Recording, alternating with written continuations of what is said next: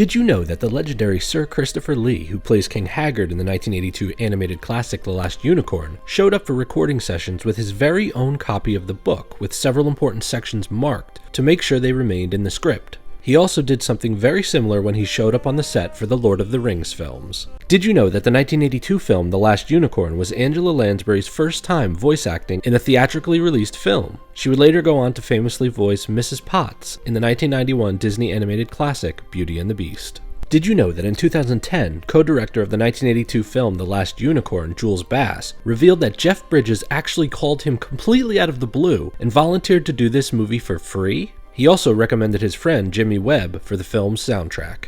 Did you know that author Peter S. Beagle actually showed up at the studio while Sir Christopher Lee was recording King Haggard's monologue about how only unicorns brought him happiness? Lee asked Beagle for his approval of his voice performance and even offered to do it again if the author didn't like it. Did you know that author Peter S. Beagle once told associate producer Michael Chase Walker that he didn't want to work with the legendary Rankin Bass company on this film? He even threatened to pull out of the project once Walker told him Rankin Bass would be working on the film. Once the author met Arthur Rankin Jr. and Jules Bass, however, he liked their ideas and changed his mind. Did you know that despite the film originally receiving a G rating from the MPAA, the 1982 animated film The Last Unicorn actually includes brief female nudity as well as swearing and substance abuse?